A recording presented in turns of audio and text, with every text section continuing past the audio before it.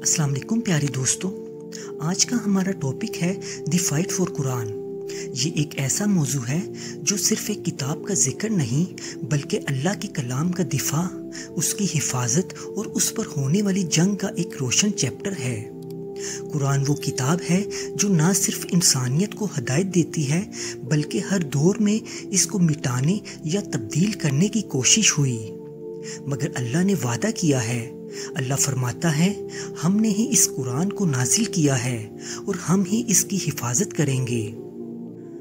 प्यारे दोस्तों, कुरान जब नबी पाक सल्लल्लाहु अलैहि वसल्लम पर नाजिल हुआ तो मक्का के मुशरिकीन ने समझ लिया कि उनके गलत अकीदे, उनकी तिजारत और उनकी बादशाहत खतरे में हैं। फिर उन्होंने कुरान के खिलाफ जंग शुरू की। किसी वक्त नबी पाक सल्लल्लाहु अलैहि वसल्लम को जलील करने की कोशिश करते और कभी कुरान के लफ्ज़ों को पोइट्री कहकर रिजेक्ट करते। लेकिन दोस्तों, कुरान का नूर ऐसा है कि जितना दबाया जाए उतना ज़्यादा फैलता है।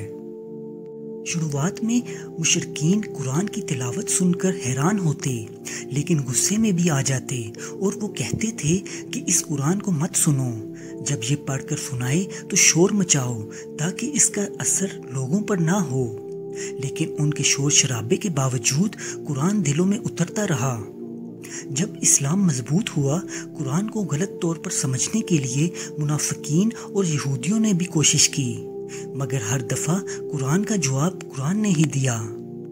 प्यारे दोस्तों, नबी पाक सल्लल्लाहु अलैहि वसल्लम की वफ़ात के बाद भी कुरान के खिलाफ जंग ख़त्म नहीं हुई। कुछ लोगों ने कहा कुरान सिर्फ एक किस्सा है, कुछ ने इसके हिस्से छुपाने की कोशिश की।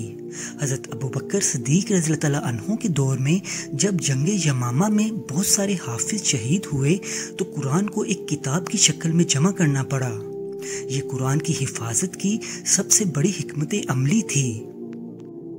प्यारे दोस्तों, कुछ हुक्मरान चाहते थे कि कुरान की तफसीर अपने हिसाब से हो। कुरान को जलाने, मिटाने और बदलने की कोशिश की गई। आज भी कुरान के खिलाफ प्रोपेगेंडा, गलत ट्रांसलेशंस और कुरान बर्निंग जैसे वाक़यात सामने आते हैं।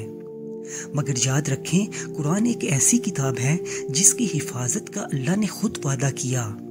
जितनी भी जंग हुई, कुरान आज भी वैसा ही है जैसा 1400 साल पहले था।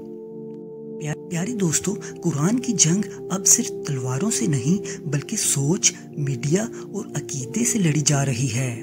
हमें कुरान को पढ़ना, समझना और आगे फैलाना है। सिर्फ तिलावत नहीं बल्कि कुरान को जिंदगी में उतारना है।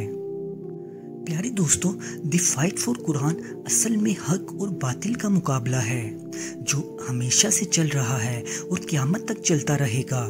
सवाल ये है कि हम इस जंग में कहाँ खड़े हैं? क्या हम कुरान के डिफेंडर हैं या सिर्फ सुनते हैं? अगर आप चाहते हैं कि कुरान का पैगाम दुनिया तक फैले तो इस वीडियो को शेयर कीजिए, लाइक कीजिए और चैनल को सब्सक्राइब ज़रूर कीजिए। अल्लाह हमें कुरान का असल तालिब इल्म और डिफेंडर बनाए। आमीन। जज़ाकल्लाह खैर। अल्लाह हाफिज़।